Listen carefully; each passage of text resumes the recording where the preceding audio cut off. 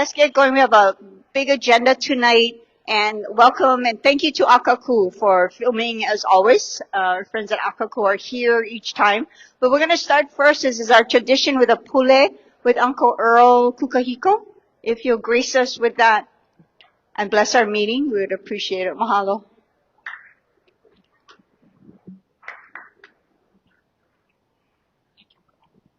Aloha. Let us bow our heads in prayer. Makainoa kamaku ameke keiki ameka uhane hemolele. In the name of the Father and of the Son and the Holy Spirit. Almighty God, our Heavenly Father, we thank you for this evening. We thank you for bringing us all here tonight. We ask that you be with us as we move into our next phase of our recovery. We ask that you be with us and continue us with sharing and caring for one another. All these things we ask and praise in Jesus' name. Imawaku kaloko mai kai o kahaku o Yesu Kristo. Ame ke aloha o kia kua. Ame ka launa puana o ka uhani hemolele me o ko apau. World without end. Amen. Mahalo. Thank you, Uncle Earl Kukahiko. Just a reminder to please silence your cell phones. And as always, if you need to have a conversation, please have it outside so everyone else can pay attention. Slides will be available on MauriRecovers.org as they always are. Or you can take a photo if you're back of the room and trying to squint and look at the screen itself. At this time, I'm going to turn this over to Mayor Bisson. Mayor? Aloha. It feels like it's been a long time since I missed the June meeting. I was not on island. So thank you to all of you who continue to diligently come and get the updates from our teams. We have some really good information to share tonight, so I want to get into that. But I just wanted to say thank you to all those who made this afternoon possible, which is the opening of the Front Street railing and sidewalk project. It was excellent, and mahalo to those of you who gave me lay down there. It wasn't required, but thank you for that, for those folks. But yeah, just thank all the folks that were responsible for that, and some of them might be addressing that tonight. But if you were not down there, I don't know what was hotter, the sun or the new asphalt. Heat was coming from two sides.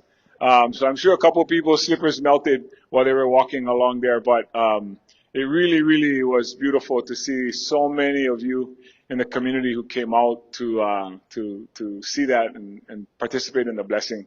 So again, I'm just grateful for those responsible for that.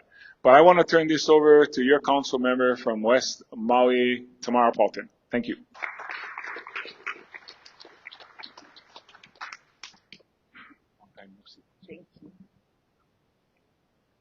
Aloha kakos.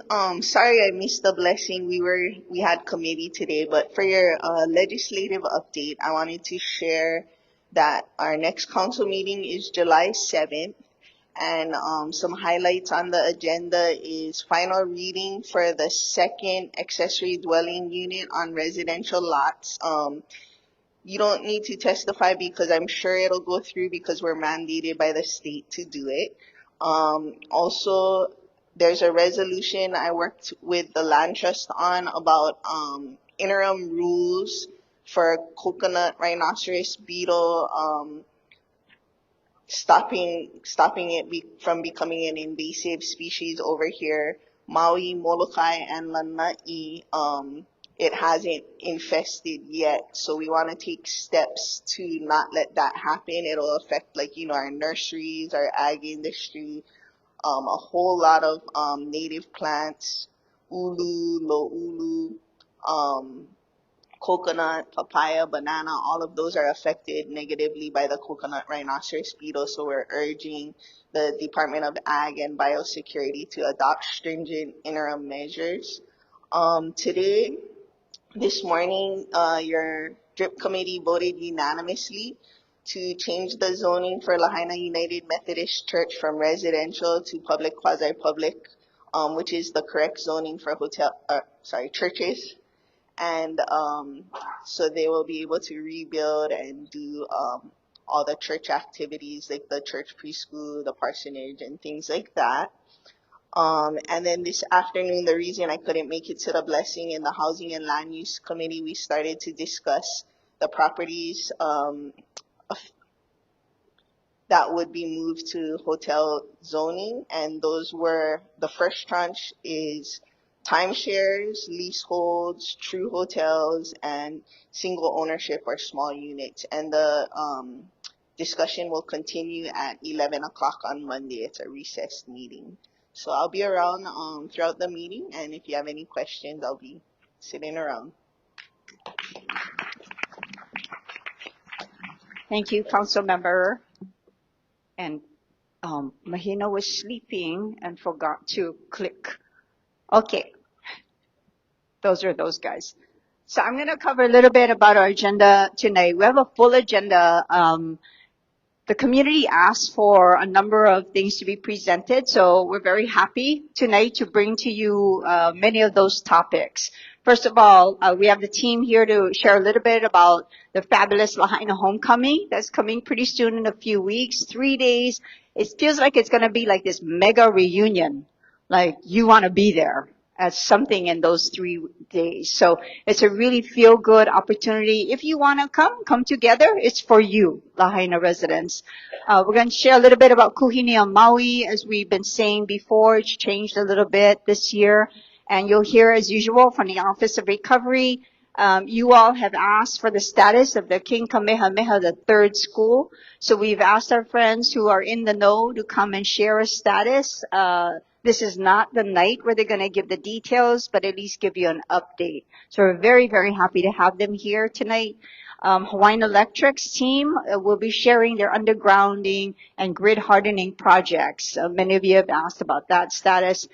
And tonight's main feature as well is the evacuation management of wildfire mitigation information from our friends at the Maui Emergency Management Agency, who we all call MEMA. So we're quite excited about that. So lots going on. And then we'll have our Q&A session at the very end as usual. Next month's one, we did want to tell you, also at the request of the community, we will be bringing our prosecuting attorney's office here to talk about protecting against fraud, because that was a hot topic the other month. So they will be joining us next month in August. And also the State Department of Transportation will be here to talk about the Lahaina bypass extension. So a lot of good topics. So just know we do hear you. Sometimes it takes us a little longer to coordinate them arriving and coming and putting their teams together. We want to let you know that you can get mental health resources right here in Lahaina at the Maui Community Behavioral Health Clinic, which you all know is right below the Lahaina Civic Center. This number can also give you resources for other places to go to if you're not in Lahaina or you would like to know what's available. And that's 808-662-4078. So please, as we all do on our team, we ask that you take care of yourself so that we can continue to help each other. Some of you have been asking about notice to property owners for property tax updates. And again, you may have been getting some notices in the mail. So we brought along for after the meeting. This is Marcy Martin, no relation, but we love all Martins. My last name is Martin, if you didn't know. Marcy is our Director of Finance at the County of Maui, and so she'll be here after the meeting, sitting right here at the table to help you with any questions you might have on that. Thank you for being here, Marcy.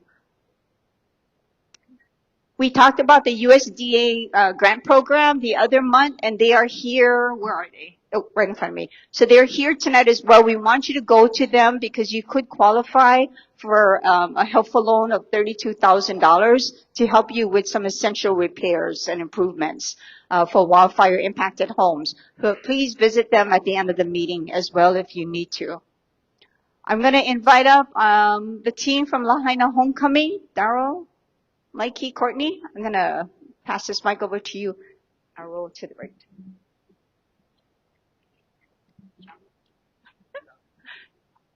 Thank you, Mahina. Aloha, my name is Mikey Burke. I am one of the members of the Maui Economic Recovery Commission's Healing Journey team. And what does that mean? Well, what we've come to understand is that we can rebuild structures and we can rebuild homes, but if the people that inhabit these spaces are not okay, then what have we done? And so it's our opportunity as the Healing Journey Group to be a part of the economic revitalization by taking care of that piece, that rebuilding our people piece, that rebuilding our relationship piece. And when our people are rebuilt emotionally, mentally, physically, in these spaces that we once called home, once where we've grown up, where we've maybe made some good memories and not so good memories, that's going to just organically move into the economic recovery piece. And so everything goes hand in hand. And one of the things that we thought about was this idea of a Lahaina homecoming. And what that means is that it's a community-led, government-supported event to allow us, Lahaina, to be the very first ones to breathe life back into our own town, right? Before the world comes back and becomes the main players on this beautiful stage of ours, we get to be the ones to go in first. We get to be the ones to get in there, to grieve, to celebrate, to laugh, to cry, and just be.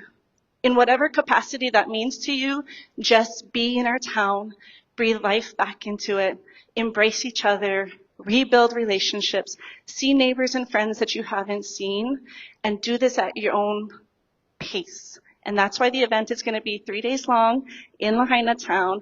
And we are so lucky and blessed that the County of Maui has supported this wholeheartedly.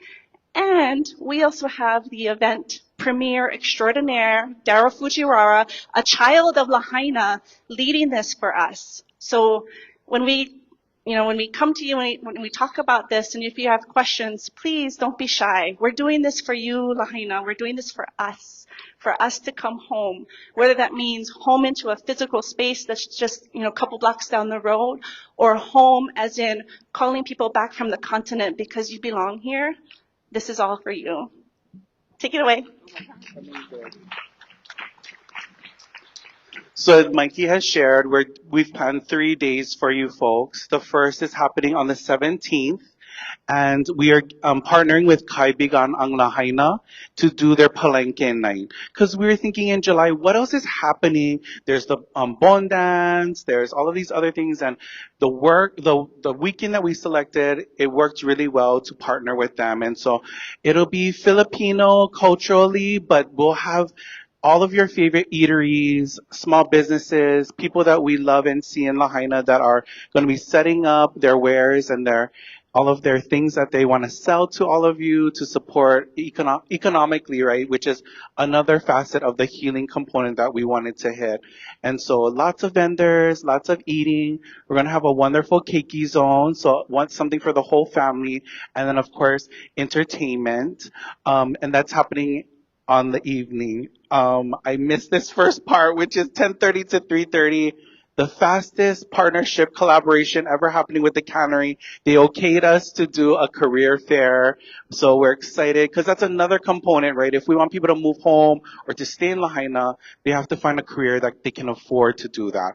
And so we're constantly thinking about these different ways to connect our people to those different components. And eventually we'll try and do housing as well as another, form or workshop that we want in the future, because this is not going to be a one-time thing. We want it to keep going. We know it's not going to work the first year, that everyone's not going to come moving home right now, but we know that if we keep massaging, we keep reminding everyone to come home, that eventually they will. On Saturday, we return to this area in Lahaina for more entertainment and more awesome things in town. And then, of course, on Sunday as well. You're like, where in town? Where in town is this happening? We are going back literally to the pico of our town. And all of the main access points will be at Prison and Dickinson. So that's how you'll get in. Around the tree will be vendors. This lower area here by the harbor will be the keiki zone. And then the main entertainment area will be at Campbell Park. So lots of nice green grass thanks to Lahaina Restoration Foundation. They've taken care of Campbell Park so well for all of us. It's nice and cushy and ready for us to go back. We're very excited about that. But yes, so you'll want to know where the parking is now. The parking areas will be the parking lot at Shaw and French Street. They're going to open up Kamehameha Iki Park. Prison Street will be for Kupuna, and then the Lahaina Honganji, and then the Lahaina Aquatic Center. And we'll have a shuttle bus from the Aquatic Center bringing people over in a nice loop. We are waiting to secure the Baptists. They're almost ready. And Waialo Church, they need to go and meet with their board next to get the final approval. And then we are doing a drop-off lane right at prison and front for Kupuna. And we'll also have kind of like a little shuttle for you if you have accessibility challenges. Similar to the fair, we want to make sure we get you settled in somewhere nice to enjoy the evening. All right, mahalo, Daryl. I had the fun job because Daryl's taking care of logistics and the rest of the team. Thank goodness I got to work on the Eho'imai contest, which basically is a partnership with Hawaiian Airlines to bring people back home to Lahaina. So it doesn't matter if you left after the fire or if you left 20, 30, 40 years ago. So originally we were going to try to fly home 80 people, and we approved 103. So 103 people from Lahaina are coming home.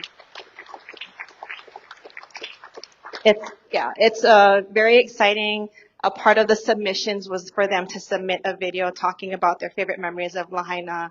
Why did they leave Lahaina? Would they come back? What would it take for them to come back?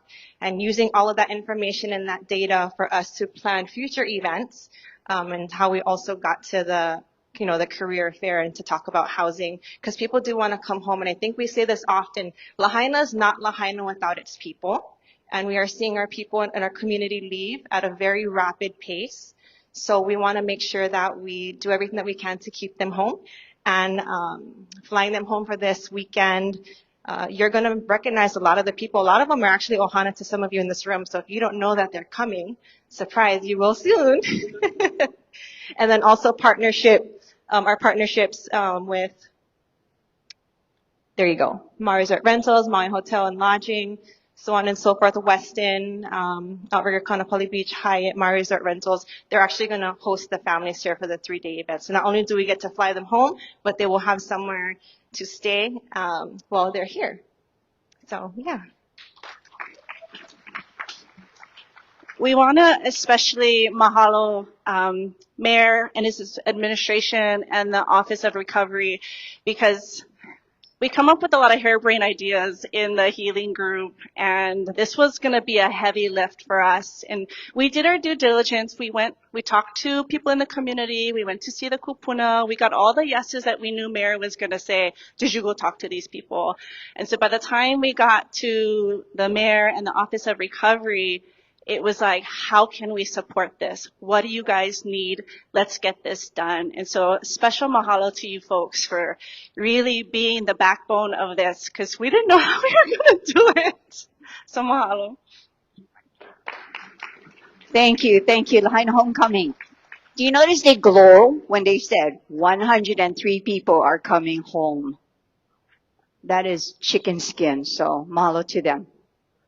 Kuhinia Maui, every year we have provided a way for folks who want to gather and be among each other to come. Just come. But this year, as we announced before, we're not going to have the paddle out, and it's not going to be at Civic Center. It's a little different. It's election year, so they're using the Civic Center. So it's a little, the parking and opportunities, all that. But we still want to make sure that if you want to be among each other, please come. So this year on August 8th, we're going to be at the United Methodist Church on French Street. And it's going to be all day from 9 to 5:30, and then at 5:30 to 7. So there'll be lunch, there'll be dinner. You just go to kuhiniamaui.org. You can RSVP.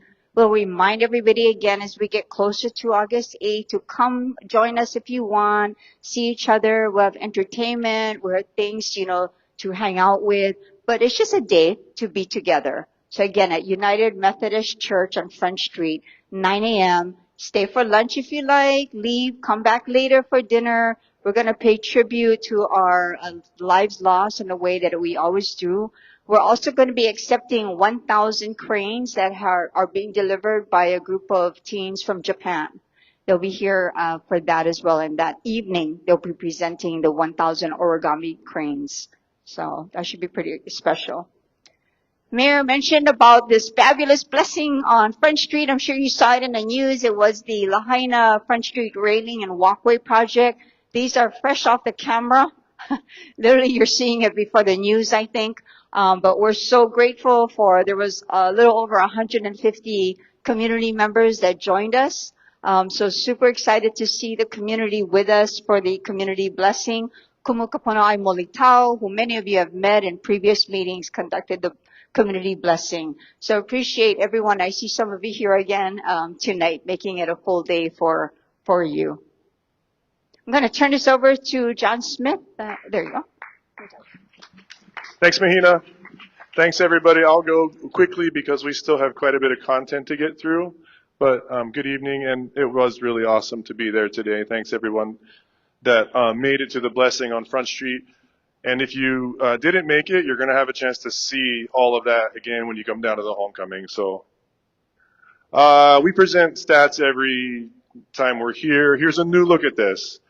81% of the estimating housing inventory lost is in the process right now. So it's either rebuilt, it's in the process, they've got permits. I think that's a pretty remarkable stat. And when you drive around, you'll see that. So we'll post this up online so you can digest it later.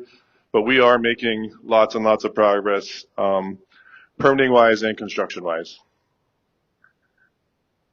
And then after all of the festivities from homecoming, the road has been repaved. It was very hot out there today. We are targeting August 1st for opening Front Street. So this, I'm going to probably say this for the next 3 or 4 years, this is a Kuleana in progress. We will always have construction in and around Front Street for the next few years. So there's going to be times when we have to shut down certain roads to do additional work. There's going to be a whole bunch of activities for the next several years, but we're going to slowly by slowly keep opening things up as it's safe.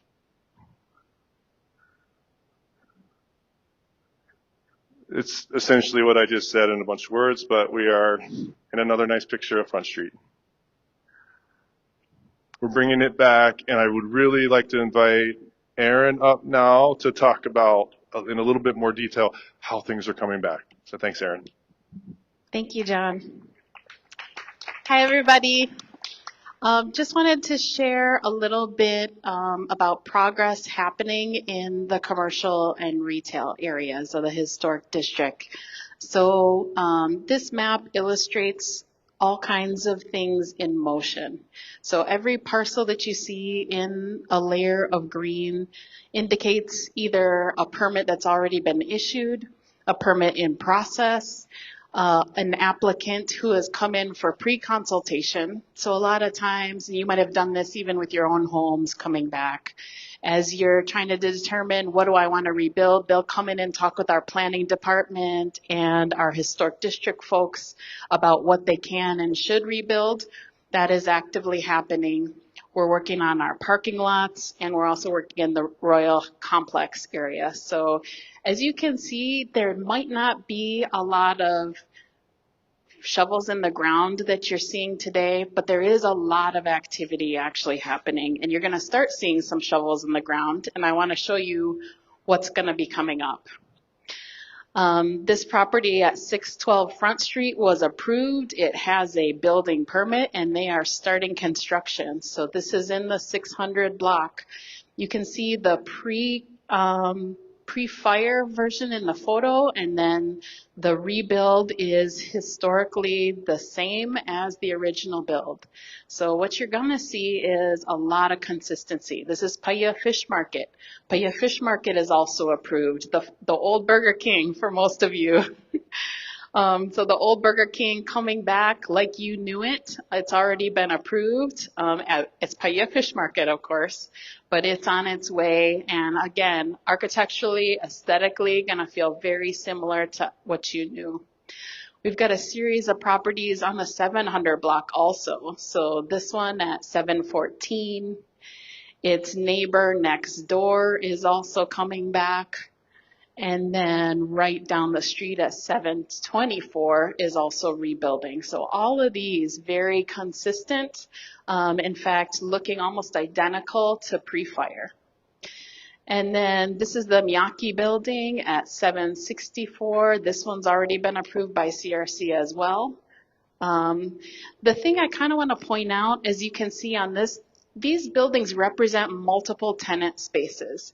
So it might be one permit, but it's several opportunities for business. So, you know, really exciting to not just know construction is happening and moving forward, but there's opportunities for local business as well. And then finally, Fleetwoods, as you all know, it's very close to being permitted. It's a full restoration, so a little more complicated, but the full restoration of Fleetwoods is also planned and coming back. So just wanted to share that great news with you folks, and I'll be around if you have questions after. Thank you. Okay, I'll kick this section off, and while I'm doing that, we'll invite Jeannie to come up and give us the details of some of our Ho'okumaho programs. This one in particular is a strategic voluntary mitigation buyout program. And we've talked about this several times. This is just going to give you the next level of detail with the program. So Jeannie, take it away. Thank you. Aloha, everyone, and mahalo for having me. So I'm going to go pretty quickly through this because, as John said, there's a lot of content coming. So Strategic Mitigation Buyout Program will be coming soon. This is open for voluntary participation by commercial and residential property owners that own property on the Mackay side of Front Street in Historic Districts 1 and 2. It does not include any previously leased land, so it has to be owned property. So there's a map. I know it's very small and hard to see, but this is available on the website of the 2 historic districts and the areas that qualify for the buyout. There is a $25 million maximum award cap. This means that any property that's appraised at $25 million could be eligible. If it appraises higher, property may not be eligible. So each property will receive an appraisal in order to value the property based on that, and that'll determine what is offered ultimately for the property. So that program cap allows access across the full shoreline. It's not anticipated that each property would be acquired at that $25 million cap. Once we receive applications, we will prioritize them. So we'll prioritize them based on residential properties first, and then those properties that have the highest life safety benefits. So making sure that, you know, if there's potential for future development, those properties that are most subject to hazards like floods, tsunamis, etc., those will be prioritized for buyout. Then the non-residential properties, and then flood zone risk. All right, so those priorities we're going to look at the highest share of the land that's in the flood zone, and we're also going to look at contiguous parcels. So if parcel is right next to one another, we're going to prioritize those properties as well. We can go over all of this in detail. I know it's a lot of information. We do have some information on our website. We have some handouts, and we also have our program specialist team that can start answering those questions. Applications will be coming very soon, sometime at the end of July or beginning in August. All right. We also have a few other upcoming programs, economic revitalization. So this is intended to provide workforce training. This application is open to nonprofit organizations or other groups that are providing workforce training or interested in providing workforce training. Those applications will launch at the end of July, so stay tuned for that and more information coming soon on social media and the website. We also have public services. So this is for nonprofits that are interested in providing services like healthcare, childcare, anything that you would think is your kind of social service sphere. So nonprofit organizations can submit applications online for that starting also at the end of July. Again, stay tuned for more information. We will be having a couple of work sessions to talk people through the application and just help them understand more what it's like. All right. We also have a very exciting event coming up for homeowner reconstruction and reimbursement program on July 15th from 5 until 7 p.m. at the Lahaina Resource Center at Lahaina Gateway. We will be having Goodfellow and their team join us, as well as our program specialists, to talk through the reconstruction process. So if you have questions, you're not sure, you just want to meet and talk story, you're more than welcome to swing by. It's open house style, so if anything you want to know, we'll have plenty of team there to take a look and talk through your individual situations. We also have some really cool 3D printed models of the homes that'll be available for construction. So you'll be able to pick them up, see them, see what the layouts look like. All right, and then coming up also on July 8th will be an open house session to talk about the Lahaina bypass. There's an in-person option as well as a virtual option for that. And that's all I have. Thanks, Jeannie. Kainoa. You ready? Here we go. Thank you, John. Aloha mai kako. My name is Kainoa Harkajo. I think I know some of you. How am I supposed to stand right here?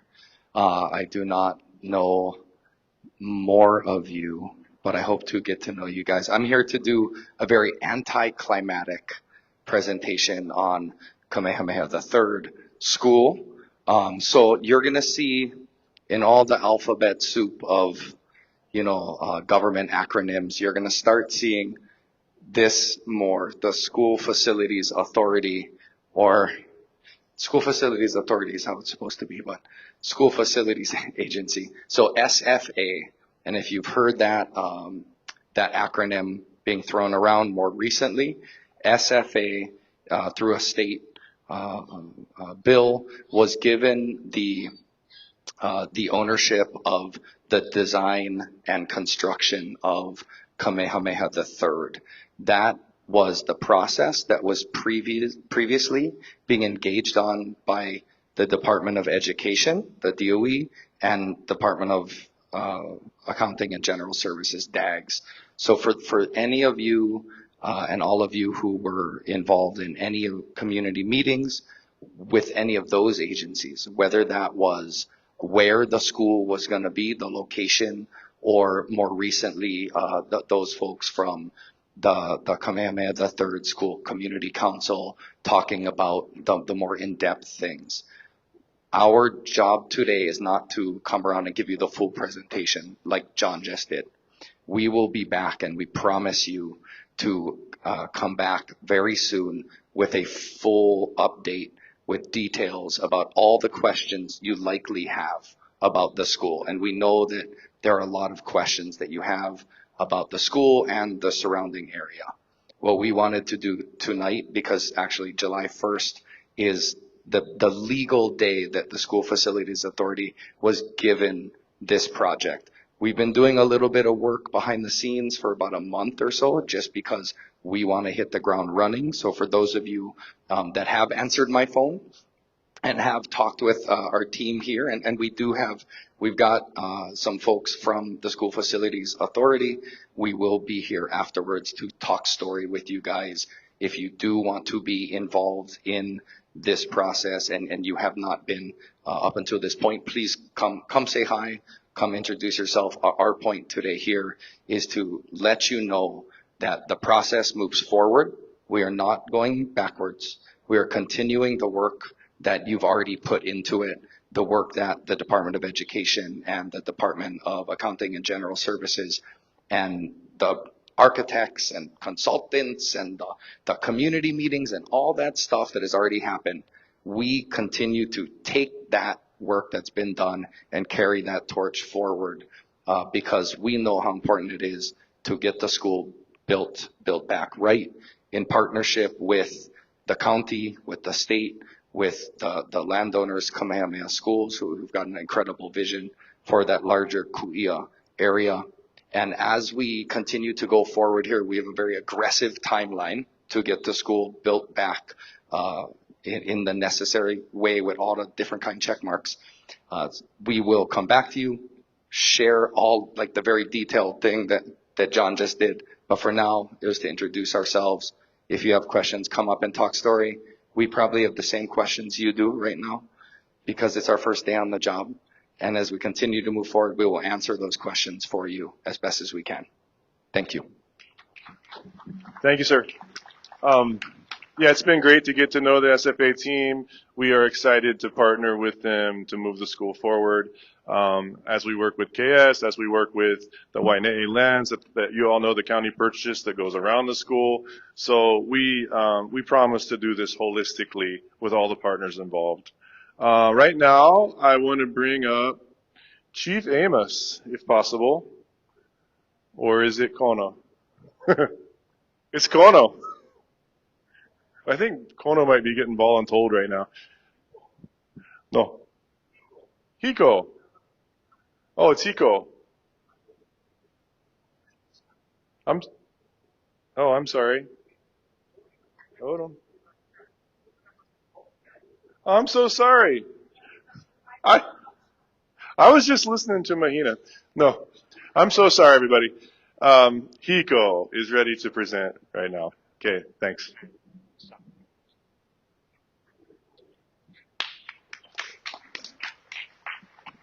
Okay, good evening, everyone. I'm Mark Asano, Director of Wildfire Strategy. Tonight, we just wanted to give you folks a brief update on what we've been doing in the Lahaina community to harden the electric system. So just a recap, I know we've been to this meeting a few times, but we are in the middle of implementing the second year of our 25 through 2027 wildfire strategy. As part of that strategy, we've run models and assessed the risk in Lahaina relative to our facilities, and we've come up with plans to harden the grid in various places. And it's really about reducing risk efficiently by getting the biggest bang for our buck. And throughout this process, we've been working closely with the county and collaborating with John's group, Office of Recovery as well, on a lot of the planning that goes into doing a lot of these projects to harden the grid. We've also, earlier this year, we held tabletop exercises, so scenario-based exercises with all of the emergency partners here on Maui, including MEMA, to exercise and prepare for the event if we have to exercise public safety power shutoff. Just a quick update as well on just the work that we've done over the past few years and we continue to implement.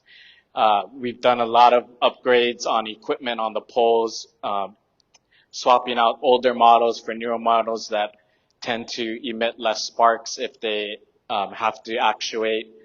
We've also changed out poles, a lot of wood poles around Lahaina. I think a lot of you folks have noticed the steel pole line as well, the transmission line that runs along Honopi'ilani or down Mill Street. So a lot of that work is ongoing and we continue to do that last year, this year, and next year as well. So just a recap on the undergrounding project that we discussed with you all, I think late last year was the last time maybe we gave an update on that. So we have been continuing our planning work and our discussions with the community on the undergrounding. As a refresher, we are focused for the first undergrounding project along Lahaina Luna Road. So up in the high school up here, coming down the road towards Makai. So that on this next slide here is a map of that undergrounding project that we're looking at. So Initially, we had proposed to underground all of the colored lines you see on the slide. And then after talking with the community and especially the principal at Lahaina Luna High School, we made some slight adjustments based on the feedback we received. So we'll now be keeping some of the lines within the high school overhead, but we'll be using covered conductors, so it'll have a covering around it. It won't be a bare wire within the school. And then the rest of the way will be undergrounding down Lahaina Luna Road. So the intent there is to be able to remove some of the electric poles and bury those lines underground. We will start in phases. So we're going to start on the Mackay side and work our way Mauka. It's easier for us when we plan out the construction of it to kind of do it in phases. So we've sort of broken up the construction into 5 different phases. And so we're right now we're doing the preliminary engineering and finishing up the design and construction engineering designs. As part of the undergrounding project, it does require undergrounding equipment. So you may see these pieces of equipment in other places on Maui. So in this picture here, showing a transformer. So typically you'll see those on the top of the poles. But when you go underground, you do need to put those on a pad mount, like a concrete pad. So a lot of this underground equipment does require us to place these on people's property. So we'll have to be working with customers and landowners to secure easements to put this equipment there. Unfortunately, we can't have that equipment like in the middle of the sidewalk. So it does require us to be able to secure easements to place that equipment. This is another picture of another piece of equipment that we call a switch gear. So it's larger than sort of the transformers you typically may see in someone's yard in front of their house. This usually will require a bigger space, but it helps us to reroute and route power throughout the neighborhood when the lines are underground. Just a very high level schedule that we're working with right now. Essentially we expect to have the project finished by the end of 2030. So right now we've been doing a lot of planning, meeting with community members, working on the designs. We're also trying to coordinate. There's a lot of other work to do, like cultural work, as well as working with the county and coordinating a lot of that work to be able to, traffic will also be impacted while we're doing construction as well. Some of the engineering that we've been doing over the past year is looking at ways to reduce the costs.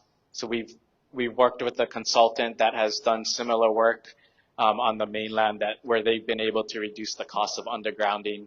So there's a lot of detail on this slide, but we are going to be implementing some newer design and construction techniques and new equipment to be able to reduce the cost. So we're hoping that compared to the traditional way that we normally do undergrounding on Maui, that we'll be able to get some cost savings and reduce the cost of this project.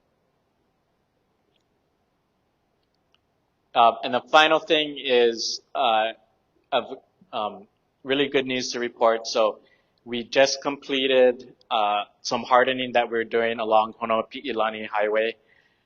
So we did replace a lot of 19 wood poles with composite fiberglass poles. So those are engineered materials.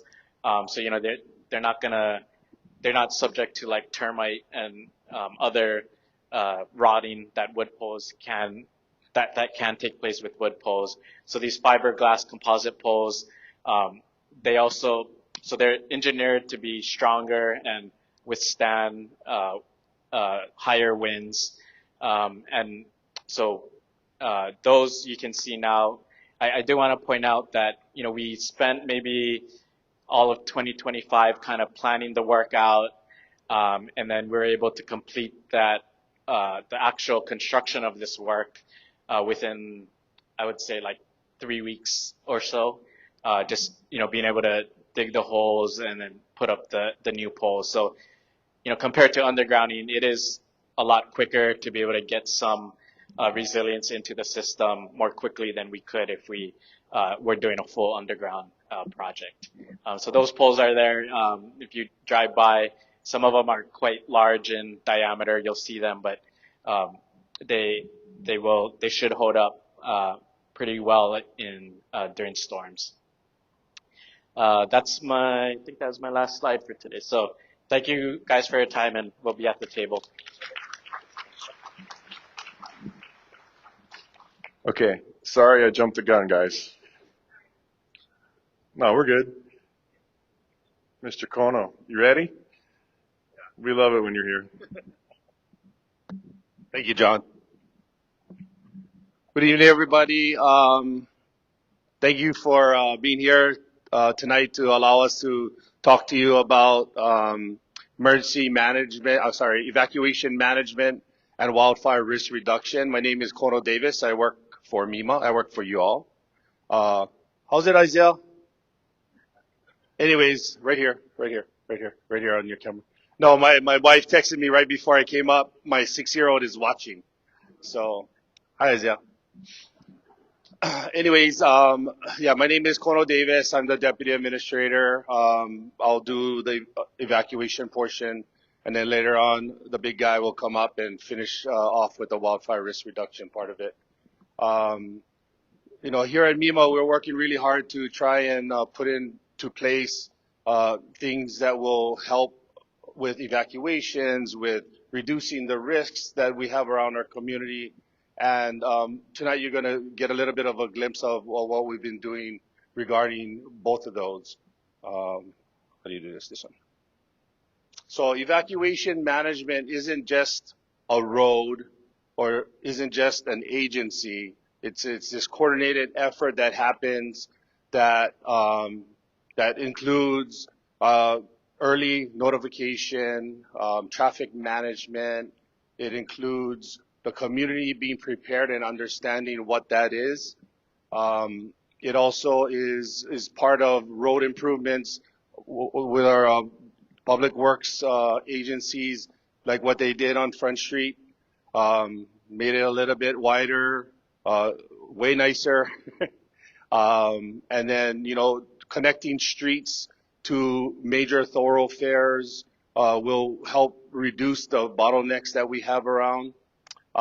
So it's not just one agency telling everybody what to do when there's an emergency evacuation. It's a coordinated effort, not only across agencies, but private partners as well as the community. And we're going to talk a little bit more about it in the next few slides. Emergency evacuation management is two parts.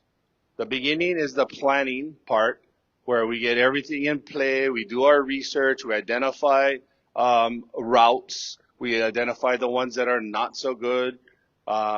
We also try to identify if there's at least two ways out of your community, not your street, because there's a lot of dead-end streets on Maui, out of your neighborhood or your community. Two ways out is essential, because if one is blocked, we got to make sure that we have an alternate way. Or when we need to dump more people out of an area, it's easier to do it that way. And our primary goal is to protect everyone's life, right? To preserve life. And yes, I'm on the right slide. By doing that, we also want to make sure that the people that are being evacuated are the ones on the road. And so part of our kuleana as community members is if we know that there's an evacuation in an area, not to inundate that area by driving to go see what's going on, or to just go on the road because you figure that you can, you want to get out of the area sooner than later. We do have a really good platform, Genesis Protect. I know you guys have heard about it. And it is a zoned evacuation platform, which helps us and helps you to be a little less stressed when evacuations happen. How many of you have the application on your phones? Okay, not enough. The rest of you, there's going to be a QR code. Everybody should have the alert systems that we have, which includes Genesis Protect, MEMA alerts. Of course, today was the first day of the month, so we had the outdoor warning siren testing today. We're also actively working with HAIMA, which is the State Emergency Management Agency, to make sure that, there's no gaps within our system. It's getting better and better. Thank you, Kekoa, for reporting, and any of you who report to the Siren Dashboard reporting system. That's how we get our data, and that's how we can understand what the system is doing. In the end of it, it's actually what we do on the emergency itself. And it's everybody's responsibility to do their part. Let's see this one. So let me go back a little bit. Sorry. So road improvements are essential, but it takes a long time, right? Like it's got to go through a planning process. It's got to go through permits. You got to go through bids, and you actually got to get the funding for it. And then you go ahead and build this road, right? And so there's other ways that we can start doing emergency evacuation management right now. And some of it is the technology that we have, but also how you are prepared. I cannot see that bugger. So anyways, just an example, we have a software called Ladris Modeling AI. And what that does is it models how long it takes for an area to be evacuated. There's all kinds of inputs that you put in to make it more realistic. You can put, roads that are closed or partially closed. It takes demographics of homes and areas. And so Aki Street, oh, that's a blurry picture. So the top one's supposed to be the split Aki Street. I don't know if you're familiar with Aki Street. There was a parcel that was in between. So Aki Street stopped at a parcel and then it continued on the other side of the parcel, but there was no way through it. So now Aki Street is a throughway that goes all the way up to Louis, and you can come out Komomai. Anyways, the difference with our AI modeling, you cannot see it, it's blurry, or maybe it's just my eyes. But anyway, those are the two scenarios, one with Aki Street split and one with it connected. And the difference in evacuation time for the area just outside off of Komomai onto Keawe Street was 1 minute difference. Now 1 minute doesn't sound like much time, but it is, right? Like 1 minute, you know how long you sit at a traffic light? Anybody know how long you sit at a traffic light? How long? 4 minutes? No, it's more like 45 seconds, maybe 1 minute. And it seems like a long time when you're waiting. But anyways, traveling for 1 minute at 20 miles an hour can take you at least a quarter mile away.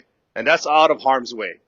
And so that's the stuff that we're looking for in modeling, is improvements in the way that people move out.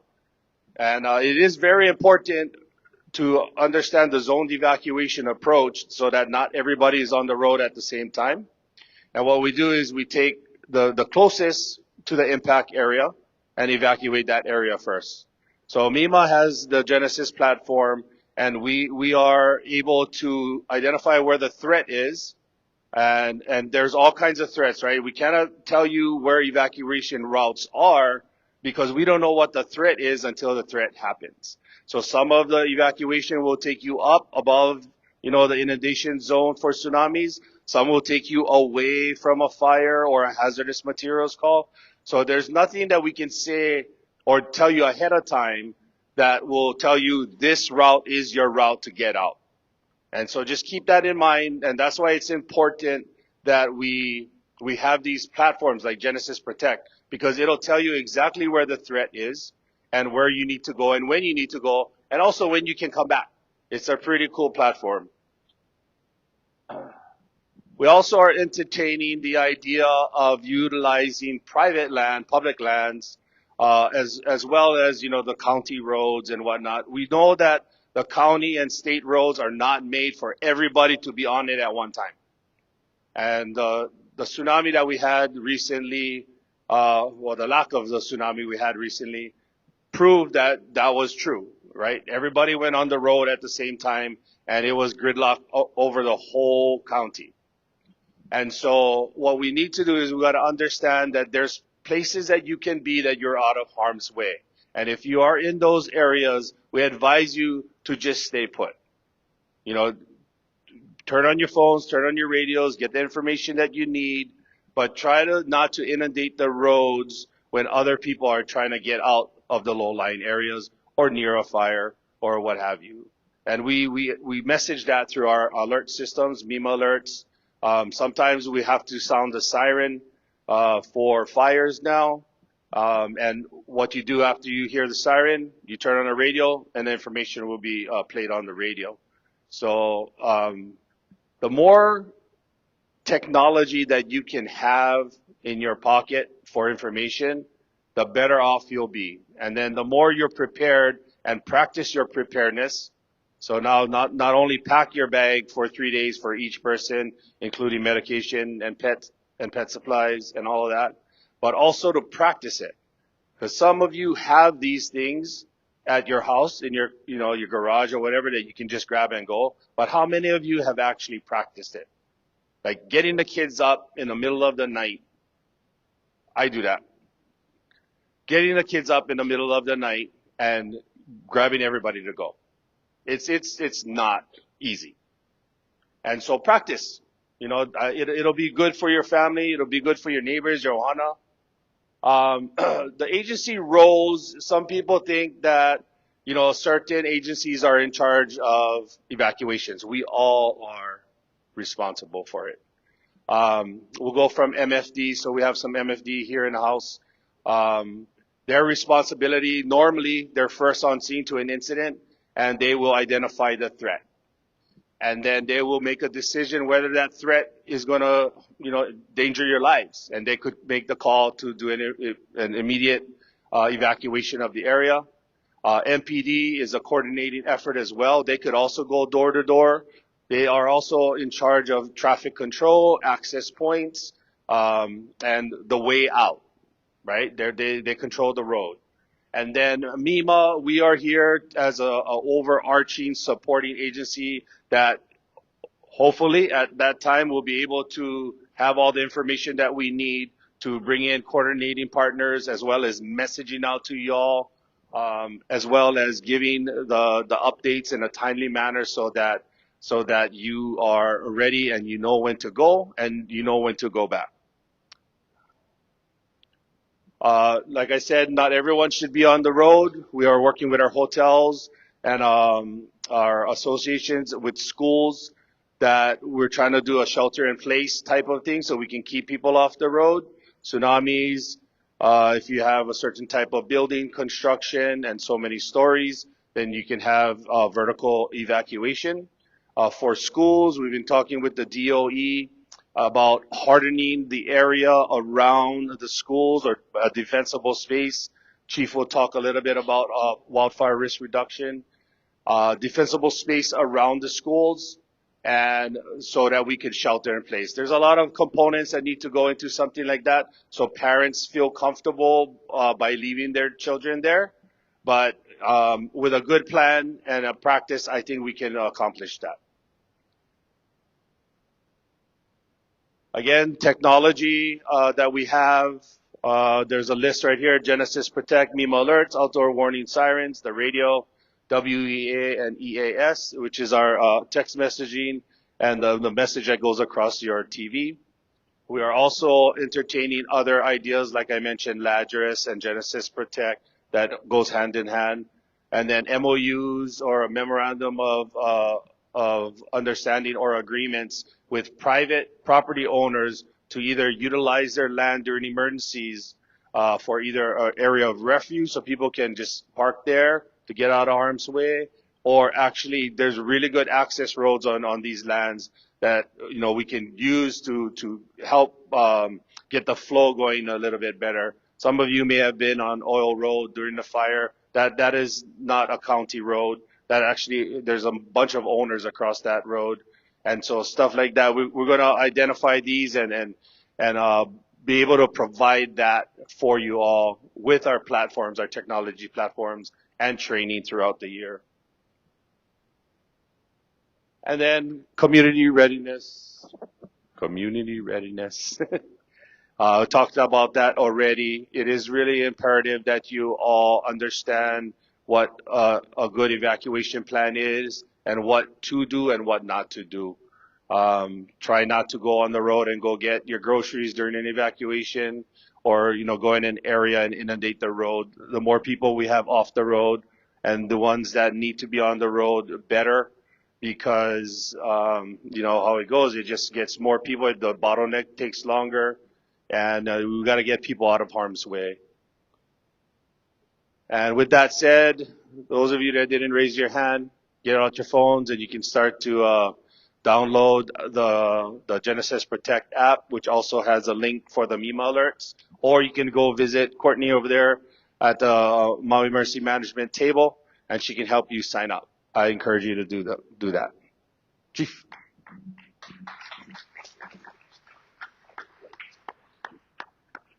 Hello, Mike Ako. My name is Amos Lonokailua here, administrator for the Maui Mercy Management Agency. Thank you all for coming. I will do my best to skim through and be available for questions afterwards. So the Wildfire Risk Reduction Program is a program that the Maui Mercy Management Agency leads. We lead the coordination of that program. What I want to communicate is that program includes many county departments, including Department of Public Works, Department of Environmental Management, the Police Department, the Fire Department, Department of Human Concerns. There's a lot of county departments that participate in the Wildfire Risk Reduction Program. We also include state entities as well, including DOFA, the HERE office, DOH, and at times calling federal partners as well to support various efforts related to wildfire risk reduction. We also include, the wildfire risk reduction includes large landowners. We want to partner with the large landowners to help us through various areas of risk that we all know and are concerned about. Our wildfire risk reduction also includes grazing or grazers to help us with various vegetation management, as well as construction companies that help us reduce fuels mechanically. So I just wanted to kind of share that, because the coordination of wildfire risk reduction program for the County of Maui requires a lot of coordination, a lot of partners, a lot of input, including ecological support and expertise, cultural expertise, archaeologists, all of those things. We have concern for all of those areas and have to care for all of those things. And so we have to fold in all of those partners moving forward in the wildfire risk reduction program. So we have approximately 930 or 950 county parcels, 20-something thousand acres, I believe, and we were able to assess them all. And we have assessed them based on critical or typical wildfire risk factors that include fuel, drought conditions, fuel continuity, topography, weather, fire history, and the potential for human ignition, or any kind of ignition for that matter. And we put it in a risk. We run it through a risk assessment. We prioritize what the parcels are, and we go after it. Fortunately, in this particular budget cycle, thanks to administration and the county council, we're able to secure funding that will allow us really to do a lot of work moving in this fiscal year. So as you look at 20,000 acres in all the county parcels, not all the county parcels have a wildfire threat. And so what we've done is we've focused all of our efforts and all of our resources, include all our funding, into wildfire corridors. We have identified 5 primary wildfire corridors. Basically, those are parcels that have a protective band around the wildland urban interface that protect areas or communities that we know have historically been threatened by wildfire. Those things include the the impacts of building construction, proximity of houses to each other, commercial areas like North Maui, which is similar to a West Maui corridor. So we've kind of organized all of our wildfire risk reduction efforts to look at corridors. And we've been meeting all the partners related to the corridors with efforts to coordinate creating this protective band around these areas. And I'm going to talk about West Maui's corridor. So West Maui corridor, we all know that the typical threat that comes to Lahaina comes from the south. And the various reasons why it comes from the south, whether it's a vehicle, fire in the bush, a cooking fire, fireworks, the times down power lines, the ignitions come from the south, the winds or the kauula winds, which is the most destructive of winds in Maui, come from the south, come to the valley, they push diagonally towards Front Street from the valley. And so we know that that exists. We know that we have to do something about it. And we're in partnership with the state and with private landowners, including Kamehameha Schools, to identify and do and create and defend this corridor. So there are some areas that the corridor is being established. It's not 100% completely finished, but the corridor is, a lot of it is in place. There is a protective layer right now. Now, as we know, the rains come in, all the fuels that we removed, they come back, right? And so we have to look for, and we are looking for correct strategies that make management and maintenance of the wildfire corridor sustainable. And that's what we're doing. Just for everybody's kind of understanding, you know, it's kind of price per acre, and it depends upon the length of the fuel and type of the fuel, as well as the topography.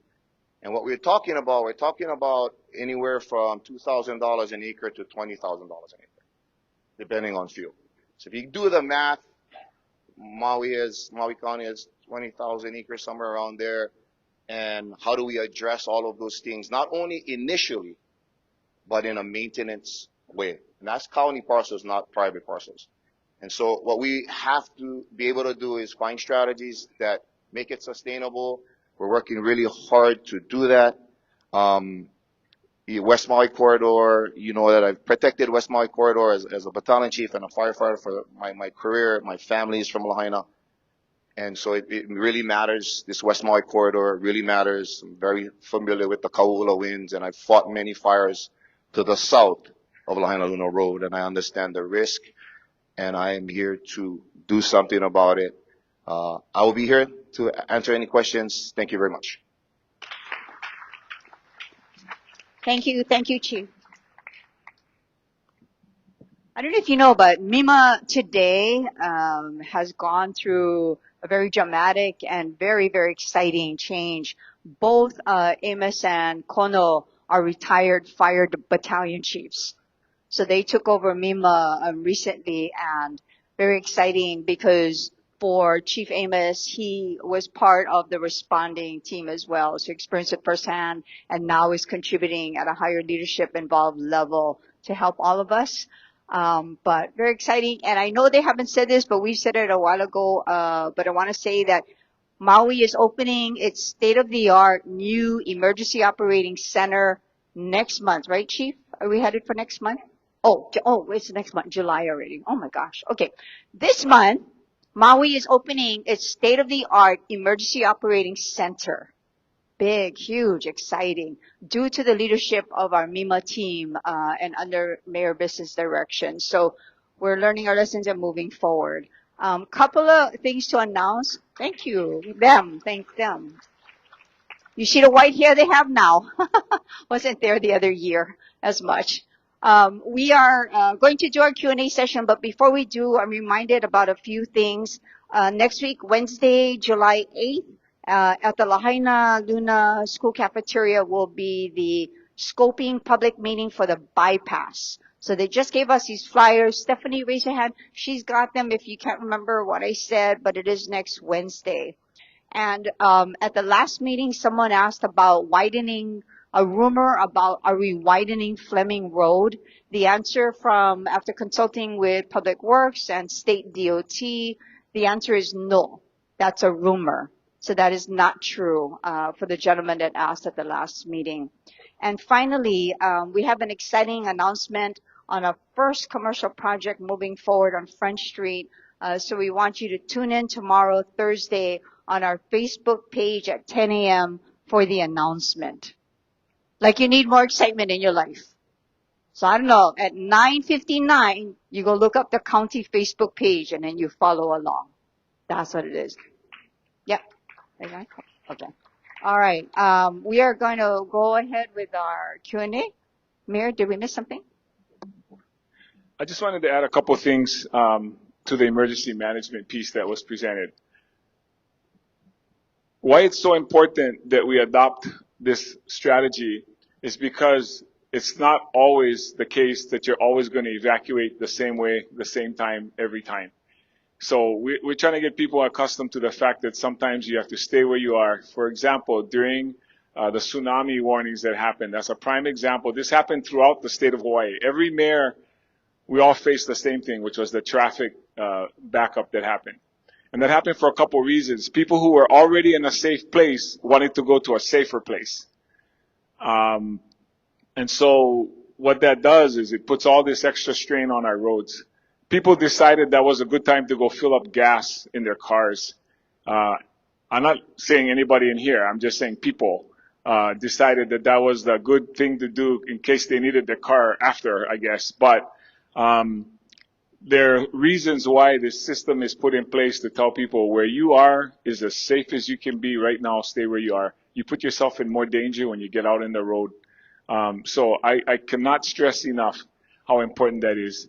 And I did want to make a clarification. When Kono was talking about practicing with kids, he was talking about practicing with his own kids. So that was his kids he was talking about. Hey, Isaiah, how's it? Isaiah. But, I mean, just to clarify that, it's a great idea for us to do something for our families where we all know and we can feel better knowing that our kids are prepared and ready to do that. So again, just a really nice stand for MEMA and the work they've put in to learn from our lessons. Yeah. I did have to add one clarification, by the way. The EOC did start under Mayor Victorino. It was Mayor Victorino who started this project in that direction. Obviously, we've finished it off. Like many projects that are started in one term, that goes into another. I just wanted to add that. We're proud to have been part of this, but that's really where it started from, and we aim to finish that this month. Please, we're hoping I don't know if we have an open house. I don't know how secure it is. You have to check with the chief, but you'll certainly see film of how this space looks eventually. So yes, we're going to ask questions now, and please feel free to ask those. Thank you, Mayor. All right, we'll take some questions and then allow enough time for you to come see, all of our tables here because I know you were eager to ask them any questions. Morris, oh, okay, we got the two microphones. All right, I see two hands up already on this side and then here. While they're walking over there, I just want to let you know that here today from the Hawaii School Facilities Authority, just so you know who you can talk to, is Ricky Fujitani, who is the Executive Director of SFA, Liz Lee, the Planning Officer, and Chris Lee, also of that team. So we brought you anyone who can help to some degree. Where did my microphone go? Okay, go ahead. Yes, your question, sir. Yeah, I was the one that asked that question about Fleming Road. Thank you for that, Mahina. But I have a correction. Okay. They are widening it, not for residents, but Grace Baptist changed the zoning, so they're the one they're going to have to take the 8 feet from. Okay. So not the residents, not us. So thank you for that. Okay. Well, we got to hire you as a public information officer. Thank you for that. I saw a hand this side, and then we're going to move that way. Both here? Yes, your question. Thank you again for always doing this. It is great to be updated. So my question is for HECO. The pictures that we saw of Front Street showed poles. When Mr. Biden was here after the fire, he allocated $57 million to be sure that the poles were put underground so no one was ever trapped again on Front Street. And I want to know why there are poles instead of it being underground like that was directed by Mr. Biden. Thank you. Okay. So the question is for Hiko. Where is Hiko? Where's Mark? Oh, Mars, can you hand the mic over? Right there. Okay. Okay. Yeah, the picture we showed up there was Lahaina Luna Road. I don't think we were showing Front Street on there. So where the project is coming down Lahaina Luna Road where the poles would be buried. As far as Front Street, we have had discussions with the county and still waiting to see what those plans ultimately will be finalized and see whether there is space to do undergrounding there. Thank you, Mark. Morris, I know we had a question here in the front, the gentleman in the blue hat. Anything on this side?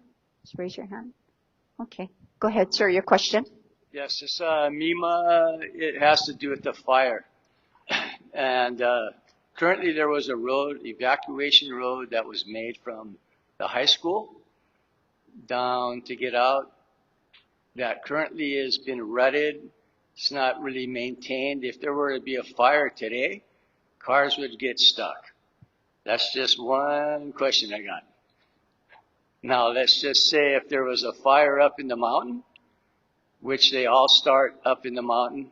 I have never seen a fire come from the south, but it could happen. But in all my years here, it all starts up in the mountain. And currently that area, I give huge credit to what Kamehameha Schools has done to eliminate all the trees and trash that was up there and everything they're doing. But currently, I can tell you right now, if there were to be a fire up there, the roads from the last range we had, a fire department's truck would not be able to get up there. And, but on top of that, they got everything gated off. Okay, so even just to get out of Lahaina Luna High School, that's all gated. Everything's gated. I mean, every evacuation route they have is gated. So what happens, who opens the gate and who acts the access for that when the fire actually happens or an evacuation is needed?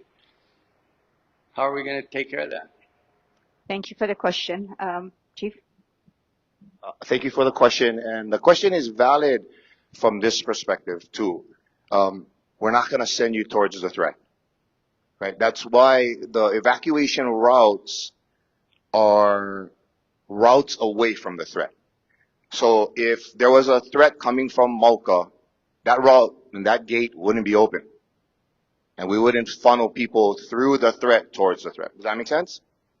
Related to the gates, so that as far as wildfire evacuation from the school using that lane, especially if the fire is coming from the south, I would not use that lane. Yeah. Well, it comes from that side. It comes from that side. It comes from the ocean through various ways. I'm pretty sure I was on firefighter in West Maui. I'm pretty sure I was that guy. So I can confirm many fires that come from various areas from that location. So, but to answer your question, we wouldn't use that route, and that's why those routes remain gated. The first responders through dispatch have the codes. They also have tools to cut the gate if it's necessary to cut. And we want to be able to funnel. So what we'll give you in messaging, we won't tell you what roads to go to. We'll tell you what the threat is, what the impacts of that threat are, and we'll tell you what roads are closed. So we want the community to understand and take ownership in is knowing the roads that you have to evacuate, knowing where the threats typically come, and being able to leave, being able to sign up for Genesis Protect, so you get those advisories that tell you, hey, there's something in your area, it's over there, go ahead and look out the window. If you need more time, go ahead and leave now. Right? So,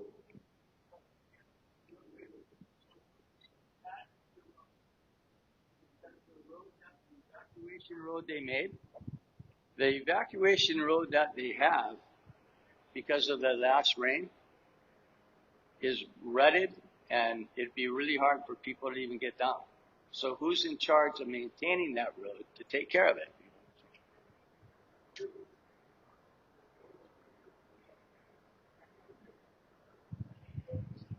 How's it, Randy? I think you're talking about, is that called Mango Lane or Mango Road? Does anybody? Yeah, so that was put in by the Department of Transportation State. They brought in the gravel, they obviously tried their best to put something that was already there. There were some really steep areas, there were some places, but obviously if it got washed out by the rain, then we'd have to go in and repair it for sure. But that was an alternate way, and I rode on that lane with Ed Sniffen. It was just to get down to the bypass. The whole idea was to get it down there. I don't know how usable the road is and how much we would have used it, but it was obviously to have another way down. But you guys all know that Lahaina Luna School, as the oldest school west of the Rockies, has always had that one way in and out. It's not something that just happened over the last few years. And that has always been the case. For some reason, we do want to have more ways out. And another thing that we know from our Department of Transportation, most cities, most places have one way in and one way out of neighborhoods. That's just how neighborhoods have been designed. We're all learning from that and trying to create other ways that people can get out of their neighborhoods. But that's not typically how neighborhoods are planned. That's not how they're designed. Especially when you have a town that's been here as long as Lahaina. So there are things we're doing. You're going to find out more about Kuakini Street, for example, extending that so we can have more access in and out. I don't know. Can I say that, John? Is it okay that I said that? Okay. Kuakini Street, will be the equivalent of another front street, where we'll have another access way in and out of there. So again, we're learning from the things that have happened, but this town, we're working around what's been built already. And trying not to change the character and the culture and just the makeup of this town. So we're really trying our best, as Aaron tried to show you in some of the photos earlier, trying to maintain that is, working with urgency, working with safety, and working with design, all put together. That's what we're trying to do. But yes, thank you guys. Yeah. Thank you, both Miba and Mayor. There's a question here on that side. Go ahead, please, ma'am, your question. Thank you very much. My question is for Mima. I wanted to know about the Greenway emergency route, if you guys are going to be working with them. And also, I was curious to know if Mahipono would be partnering just because of all the land they acquired. Can I get a clarification on where you're talking about? I saw on the Zoom on Friday regarding the Greenway emergency route, and they showed slides, they showed facilities possibly that are going to be put there. And so that's initially why I came to this meeting, because I was hoping that I would hear a bit more about it. So I just wanted to know, is that something that's set, and is Mima working with them? Can I get one more clarification? Yeah. Sorry. So the Greenway is not an emergency route. The Greenway is a park, or basically from Napili all the way to Ukumehame, that would be where we can ride bikes and things like that. It's not an evacuation route at all. It's just kind of like Kihei and Paia have. It's that same idea. So it's not a evacuation route. But you said Mahipono. That's what's Yeah, throwing and me off. Mahipono is not on the west side. That's on the east side. Oh, Maui Land and Pine is. So short answer is the Right West there. Maui Greenway project is moving forward, but it's not necessarily an emergency evacuation route, but it will be another route for transportation. I mean, that's the simple version. Go ahead. Yeah, go. You can give her the mic one more time. Sorry. So is it going to be a bike lane or is it going to be a transportation? Well, it's a Is it going to be a multi-use road? lane. It's not going to be a road. It's going to be for all the other things but a car. Oh, Okay? okay. That's another way to put it. Thank you for that question. Sorry, the Mahipono threw me off. Baby, hold on 1 second. Okay. Oh, you want to go? Okay. Okay. I have a couple questions. One is for the wildfire risk management, MEMA. I just know for my peace of mind, hearing about the 100 feet of dispensable space that the fire department talked about and all that, that's not reassuring when we lost our whole town. So I wrote Kamehameha School's Bishop Estate, and they sent a response of kind of like bullet points of what they're working on behind the scenes and they're actively working on. And reading that list of what they're doing definitely made me feel more comfortable. But I feel like that would be nice information to share with everybody so they know what is West Maui Land doing, what is Kamehameha Schools doing. And I know that's not MEMA's responsibility to do that, but maybe as part of these meetings, it'd be nice to just contact them. They don't have to have a representative here, but just to shoot up some things on the slides and have it on the Office of Recovery's website, just so we know that they are doing something, even though we can't see it. It just makes us more reassured than just looking out at the brown grass. So I guess that's more of a suggestion than a question. And I'm not sure who would do that, whether it would be. We can take the lead on coordinating that. Thank you for that suggestion. We'll work with MEMA and Kamehameha Schools and put out the information that we can on our website. No problem. Perfect. Yeah. I just know when I read it, it made me feel better. So I'm like, we got a whole community that needs to know what they're up to. The other is, we just found out about our property tax assessment for our rebuild in Lahaina for our long-term rentals. And we were expecting that, but when we built them last year, we went to the county, tax office and said, what are we going to owe for taxes? And they go, oh, it's still right now exempt. You don't pay anything. So we were waiting for the bill to come in. Then when we come to find out that we missed the December 31 deadline for the exemption for long-term or homeowner.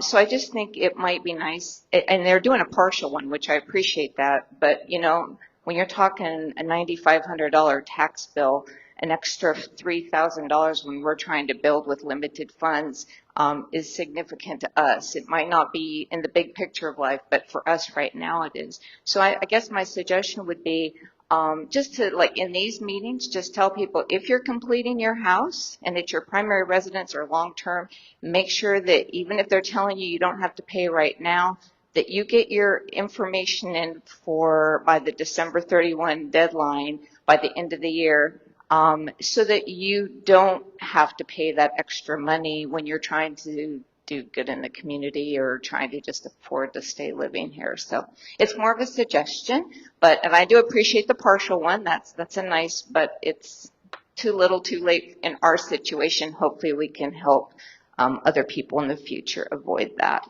Thank you. Well, I would like to say, though, I think in your situation, I would appreciate it if you maybe call again just so that we can get your timeline. Because when you go into the property tax office, you know, before the deadline, they should be explaining your option and what's happening. So even if you were not going to be taxable, it would still be good, like you said, to apply for your exemption in anticipation that you know you will be taxable. So I would think for you it might be a good idea to just call again and talk to somebody. And so Carrie Stockwell is the administrator, so you could call and ask for Carrie. Okay, and in all fairness to your department, we were one of the first 33, and we had 3 different units, so we had one of the first 33, so I think they maybe didn't know at that point. So I'm not casting blame, it just happened in the process. I'm just saying, could we just make that people aware so they know next year when they get their tax bill that they don't have a heart attack like I did today. So, but thank you, I appreciate that. And this is Marcy Martin. For those that don't know, I'm sorry, I should have introduced you. This is our finance director. Thank you for being here, Marcy.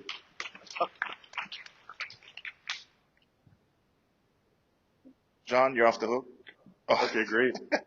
No, maybe you guys should talk to Weinberg, because we had meetings with them, and they're in the design phase for the Lahaina Marketplace. So that's Front Street and Line Luna, the old Lahaina Center and outlet shop. So they're looking for ideas of how to rebuild, how it should look.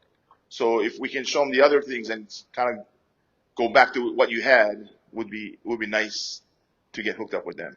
Yeah, no problem. We met with them yesterday. Oh, perfect. Yeah. And then Mima, can you talk to Haima about the sirens? I know, looking at the presentation, especially with Kono, everything is dynamic. Everything is, many different ways to evacuate. We might even sound alarms during fire situations. So the alarm should be changed. It shouldn't only be one.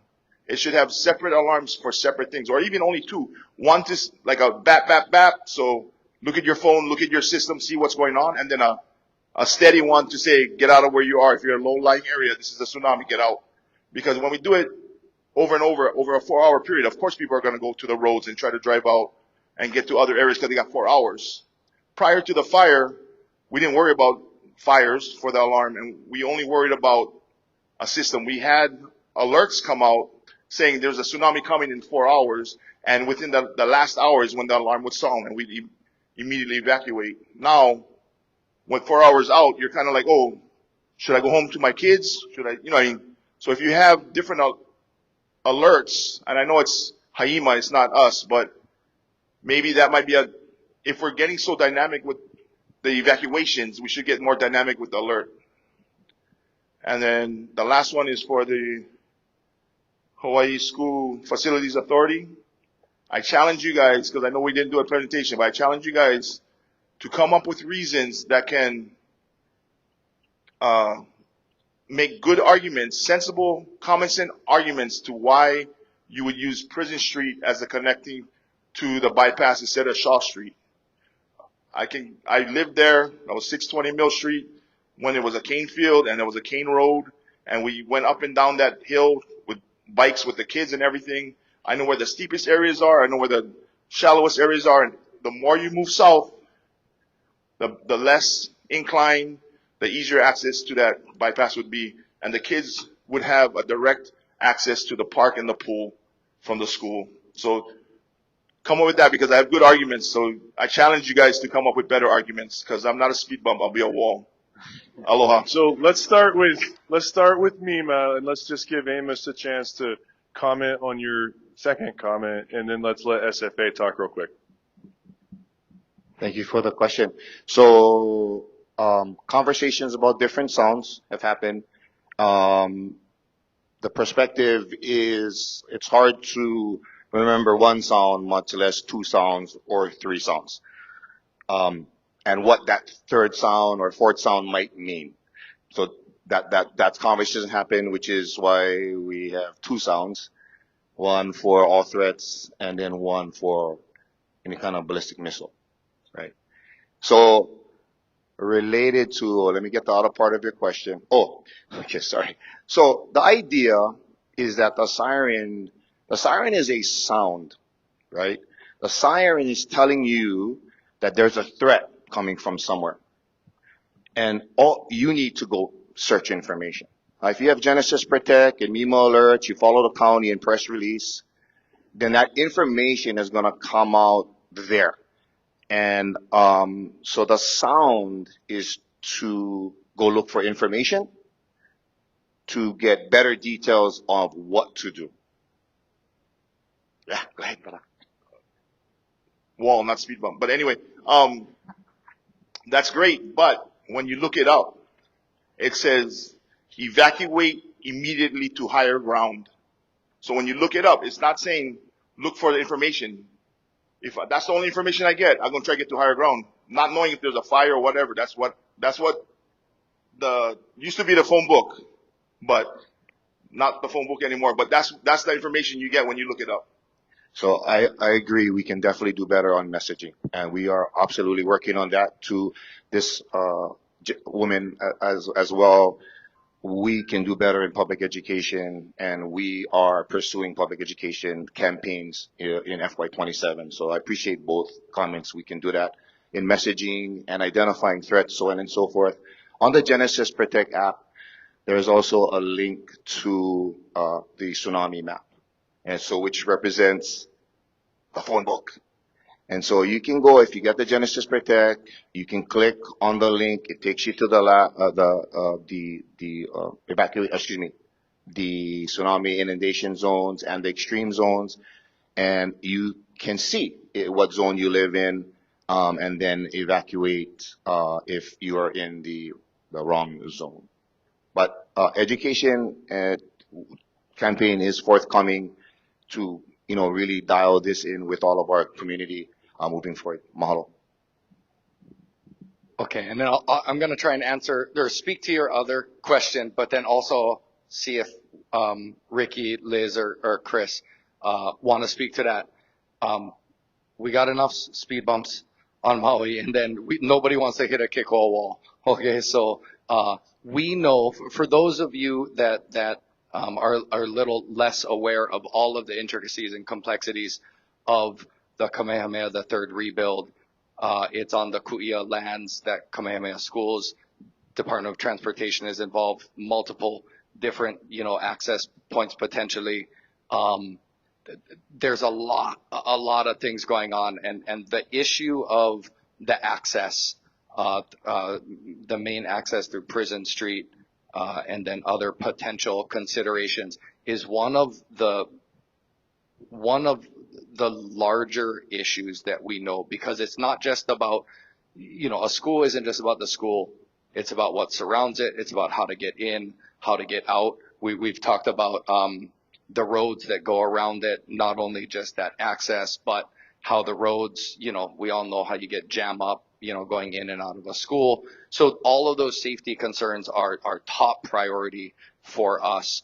The job of School Facilities Authority, as we come on board right now and move aggressively through our timeline, is to bring all of the agencies that have been doing work for the past 18 or so months, Department of Transportation, DAGS, DOE, KS, County, DWS, all the guys together to just remove the barriers to get to what makes the most sense. And nobody wants to have you be a wall. We know, and I was talking with Jackie earlier, we know there's the Ohana, and we were down there on a site visit and spoke with them. I think the Cabanilas down there, and like the Ohana, and they pouring the Ottawans.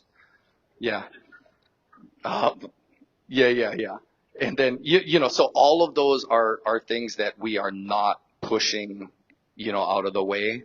They are central to the school. We know DOT has said no school, no roads, right? So there's roads, school, there's all of that is in this big pie that we are now dissecting, going through, and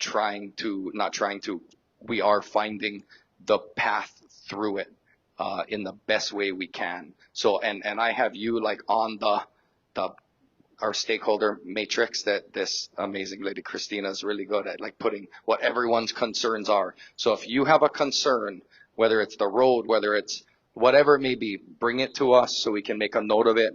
Come see after this, Ricky, Liz, Chris, and myself. We want to get a full understanding of what your concerns are and find the ways to address them and keep you constantly and continuously updated and informed about what those are. So you feel, just like she said over here, it might not be under our purview, right? There are many things that are not under our purview for SFA. We are not KS, we are not DOT, we are not DOE, but if we can be an avenue to get you the answers in the same way you asked that of John, we want to be able to do so. So come talk story afterwards. Sorry, thank you. Thank you. We're going to take a couple more questions to allow enough time for folks to visit. And I see a hand here in the middle, but who has a microphone? Oh, Jackie. Okay, we're gonna go Jackie and then the woman in the middle who's been patiently waiting. Your question, Jackie. Yeah, thanks, Mahina. My question is for Jeannie. I am just wondering about the buyback program. You said an appraisal. And as a taxpayer, that phrasing concerns me. I would like to see at least two. All right, we're gonna have Jeannie come back up.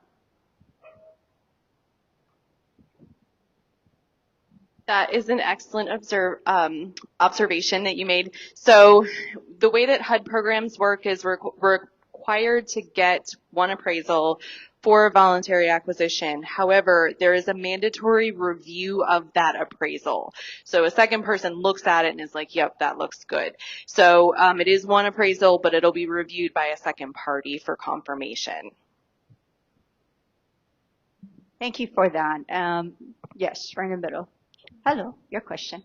So I moved back to my house in Waiakuli on May 31st, and I found out on June 2nd by accident that the post office won't be delivering my mail because apparently the post office has declared the entire burn zone as a new development, and new developments are required to install cluster mailboxes so that they won't have to do curbside delivery. But that's supposed to be done by the developer. And of course, we don't have a developer. We have dozens of contractors and owner builders. And I've been trying to talk to the postmaster about this, but he doesn't seem interested in talking about it. And I know it's kind of manini compared to everything else we're talking about, and I know it's federal and it's not the county's kuleana, but it really affects all of us. And I'm wondering if the county can go to bat for us in any way about this, because it doesn't seem like a done deal. The postmaster admits that it's an unusual situation, and they could be negotiating this for years. Okay, John's gonna attempt to answer. I don't think I'm going to fix it right now, but we definitely can advocate on behalf of the community for issues like this. You know, we have federal partners sitting in the room right now that can probably at least get us the right person to talk to, that where maybe it would be more difficult for a single homeowner to work with an issue like that. I know that was an issue with like the Kilohana site as well. There's a few other places where we've got new units coming online where we're kind of forced to put all the mail in one box, but we understand the problem, and we can follow up on behalf of the community to understand like what's the real issue. I can at least do that. Thank you. You got one? Is it? There's a 631. It's a modes of delivery, and if whoever's interested in this, I can. Go ahead and speak into the mic. We're same topic, right? Yes.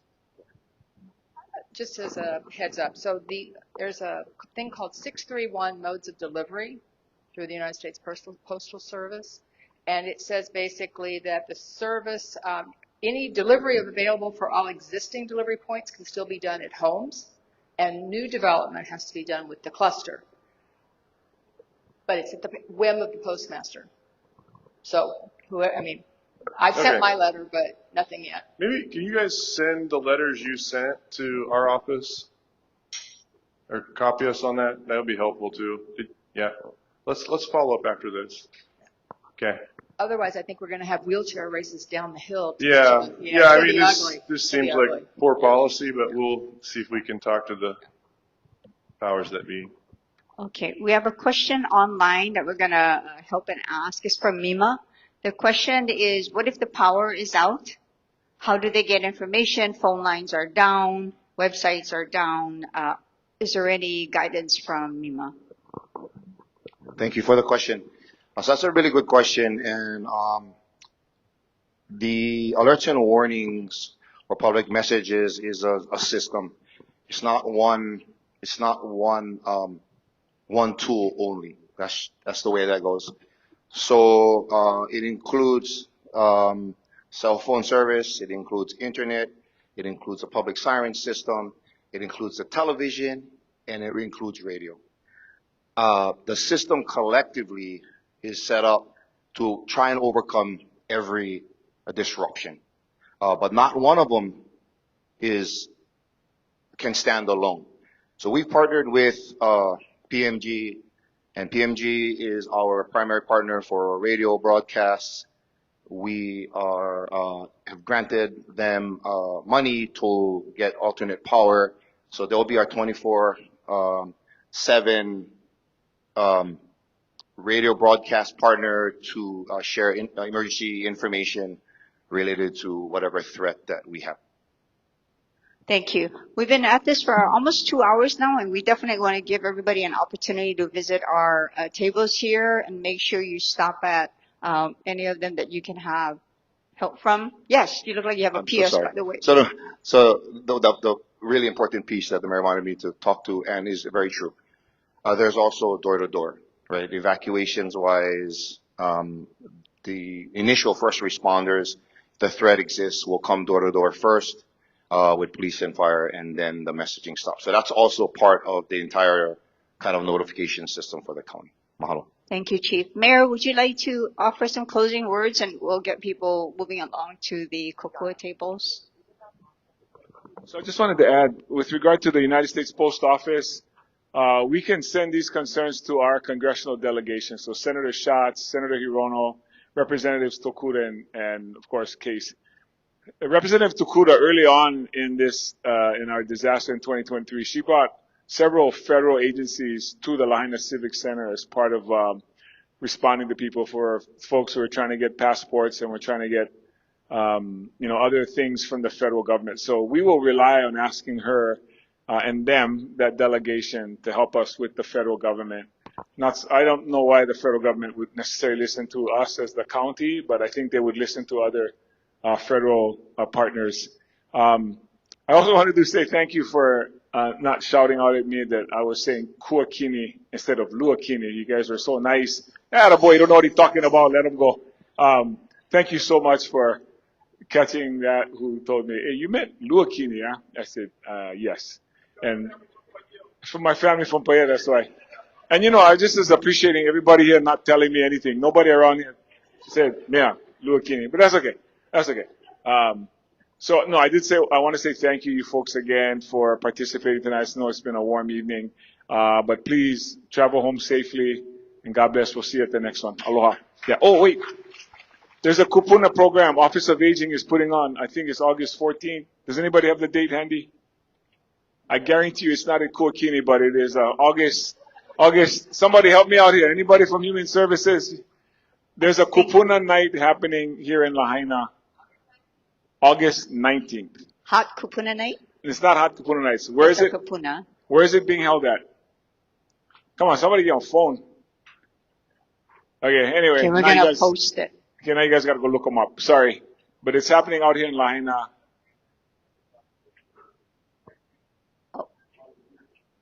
Oh, I think he cut your mic. Luakini. We're good. That's the sign.